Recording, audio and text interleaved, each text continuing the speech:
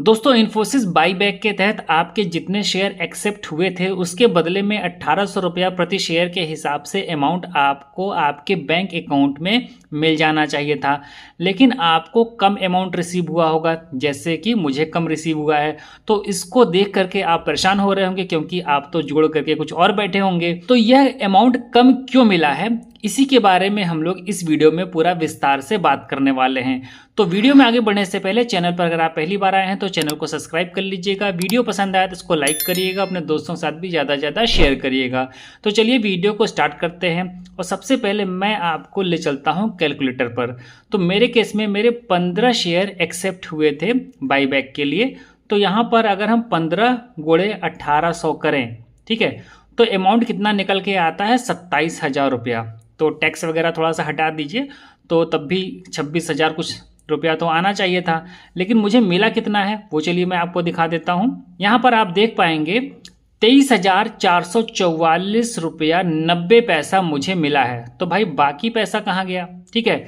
तो चलिए फिर से अपने कैलकुलेटर पर चलते हैं। तो इसका एक जवाब ये है कि भाई यहाँ पर 10% टीडीएस कटा होगा। अगर आप 10% यहाँ पर टीडीएस घटाएंगे भी तब भी 2700 रुपया कम करेंगे तब भी अमाउंट हमारा ढंग से मैच नहीं होगा। तो टीडीएस अभी कटा क्यों है पहले ये बात कर लेते हैं। तो जो ये 1800 रुपया आपको मिला है, ठीक है, तो इसको एक तरीके से ये डिविडेंड इनकम मानी गई है। आपको पूरा 1800 रुपया पर टैक्स देना पड़ेगा और ये अदर इनकम में इंक्लूड होगा। ये मैं प्रति शेयर के हिसाब से बात कर रहा हूँ। तो आप देख लीजिएगा आपके केस में कितने स्टॉक्स है और उसको जब 1800 से गुणा करेंगे ये टोटल अमाउंट आपके अदर इनकम में इंक्लूड हो जाएगा। तो वहाँ पर भी आपकी जो है टैक्स लायबिलिटी वो बढ़ने वाली है। तो अभी हमें चलना पड़ेगा अपने ज़ीरोधा काइट पर।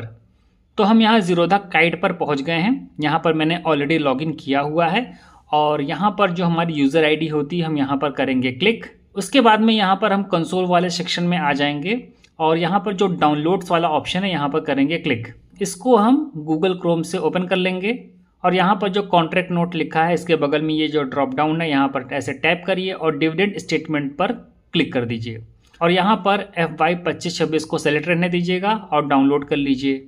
यहाँ पर मैंने डाउनलोड करके इसको ओपन कर लिया है, ठीक है। तो यहाँ पर आप देखिए एक बार इन्फी लिखा हुआ है और डेट है ये 30/5/2025 और उसके बाद में यहाँ पर भी आपको इन्फी लिखा हुआ दिखेगा और डेट है 27/10/2025।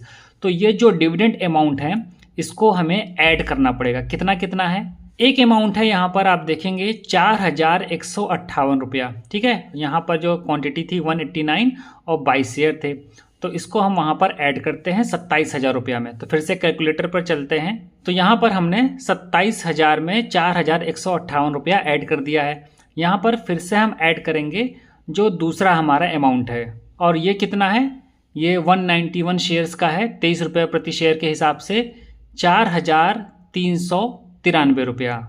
तो यहाँ पर हमने 4,393 रुपया भी ऐड कर दिया है, ठीक है। टोटल हमारा जो अमाउंट हो गया बाईबैक वाला 27,000 और प्लस इस वित्त वर्ष में जो हमें 2 डिविडेंड मिले हैं उनको भी हमने ऐड कर लिया है।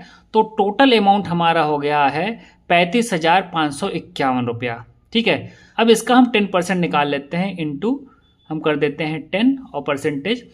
तो अमाउंट निकल करके आता है 3,555 रुपया 10 पैसा, ठीक है। तो ये जो अमाउंट है ये हमारे 27,000 रुपया में से कट हो गया है।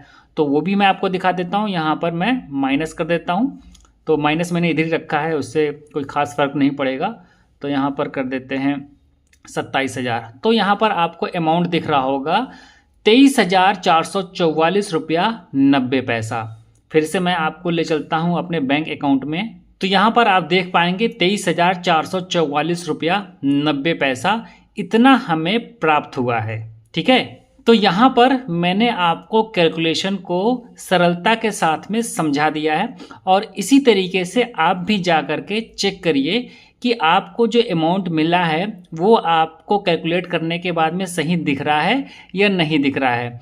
यहाँ पर मैं एक बात और क्लियर कर दूं कि जिनका मान लीजिए कि 1 या 2 शेयर एक्सेप्ट हुआ हो और पहले उनके पास में इस फाइनेंस ईयर में इन्फोसिस का शेयर ना हो, कुल मिलाकर के कहने का मतलब ये है कि बाईबैक के तहत जो अमाउंट आना था और पहले का अगर कोई डिविडेंड है इन्फोसिस का, ठीक है, इस फाइनेंस ईयर का, अगर इसको जोड़ करके 5,000 रुपया से ज़्यादा हो जा रहा है तो 10% TDS कट जा रहा है। अगर 5,000 रुपये से कम अमाउंट रहा होगा तो आपको 1,800 रुपया के हिसाब से पूरा का पूरा अमाउंट आपके बैंक अकाउंट में प्राप्त हो जाएगा। अब टैक्स स्लैब में आने वालों के लिए बाईबैक के तहत अगर उनको पैसा जो मिला है तो ये फ़ायदेमंद नहीं रह गया है, आपको टैक्स देना पड़ेगा। और बेसिकली सरकार ने किया भी इसलिए है कि ये जो लूप होल था कि कंपनियां बाईबैक लाती थी और उससे अपना टैक्स बचा ले जाती थी, तो उस पर भी टैक्स लगाया जा सके। सरकार का कहना है कि भाई आपको अगर फ़ायदा देना है तो डिविडेंड दो या फिर निवेशकों को कैपिटल गेन पर टैक्स देने दो, सिंपल सी बात है। तो बाईबैक को हतोत्साहित करने के लिए ये सारा जो क्रियाक्रम है वो किया जा रहा है। तो उम्मीद करता हूँ कि यह वीडियो आपके लिए हेल्पफुल होगा। वीडियो पसंद आया हो तो वीडियो को लाइक करिएगा, चैनल पर पहली बार आए हो तो चैनल को सब्सक्राइब करिएगा। इस वीडियो में इतना ही, मिलते हैं नेक्स्ट वीडियो में नई जानकारी के साथ, तब तक के लिए नमस्कार।